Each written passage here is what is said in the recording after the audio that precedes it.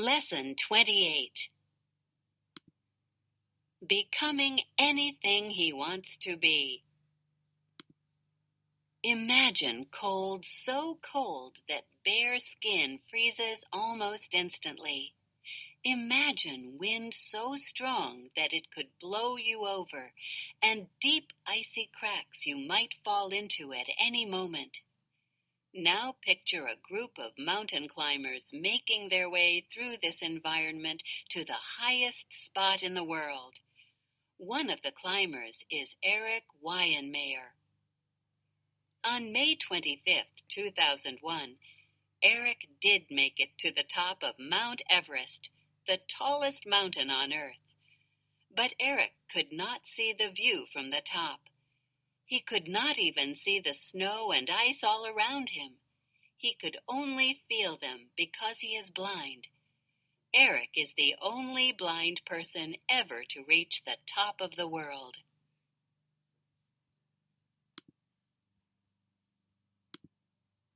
On May 25th, 2001, Eric became the first blind person to climb to the top of Mount Everest.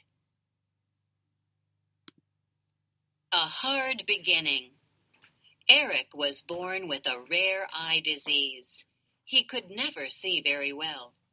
By the time he was 13, the disease had made him blind. People often think of all the things a blind person can't do because he or she can't see.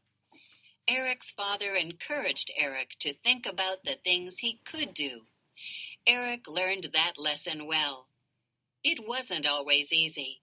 At first, Eric was angry when he lost his sight. He refused to learn Braille, a writing and reading system for blind people. He failed math his first year in high school because he could not read the Braille textbook. Then Eric started wrestling. It was a sport where his blindness did not slow him.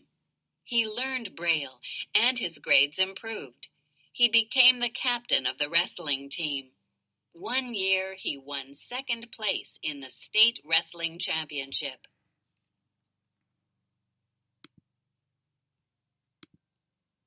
The 7 summits are the highest mountains on the 7 continents. Every mountain climber dreams of climbing them all.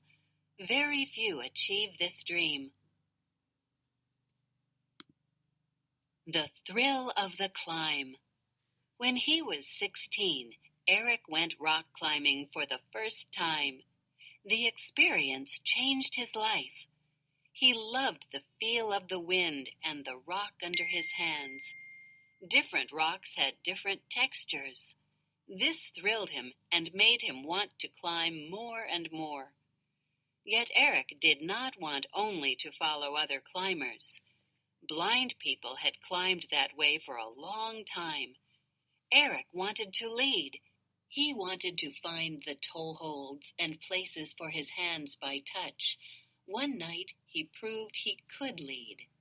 He was climbing with a partner, and they finished after dark.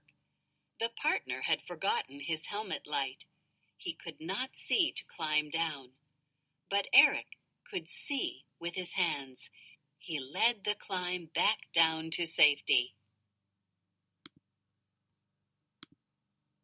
Eric says he loves the beauty of mountain climbing, the movement and the teamwork. Climbing the 7 summits.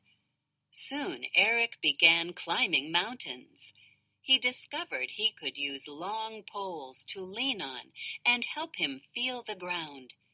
He could also use his hearing to sense when a cliff was in front of him, or when the ground dropped off. Sometimes climbers in front of him wore bells or tapped their ice axes against rocks to help direct him.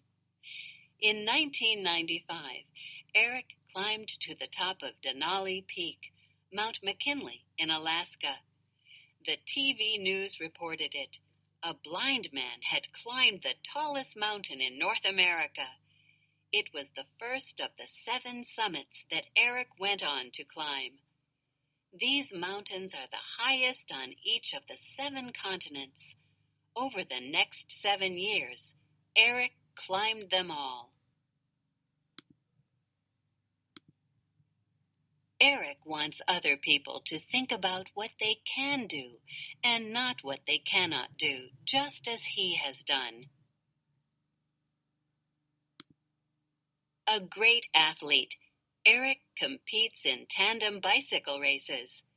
Tandem bikes are for 2 riders.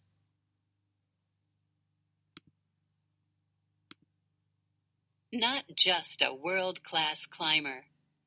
Eric didn't stop at mountain climbing.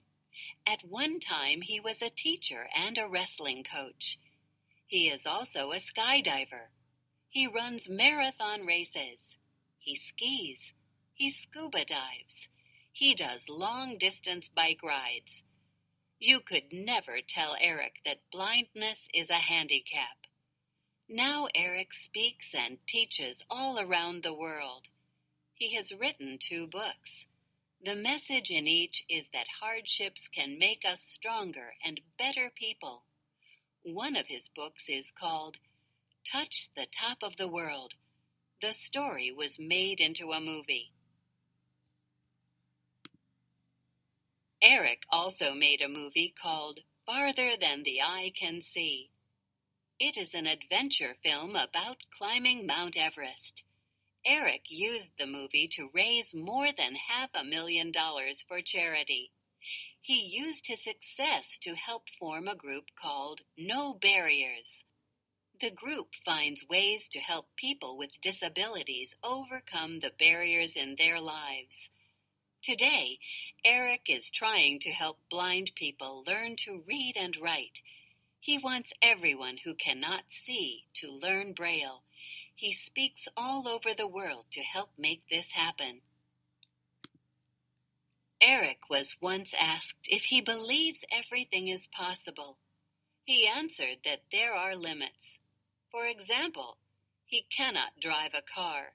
But, he added, there are good questions and bad questions in life. The bad questions are what-if questions. What if I were smarter or stronger?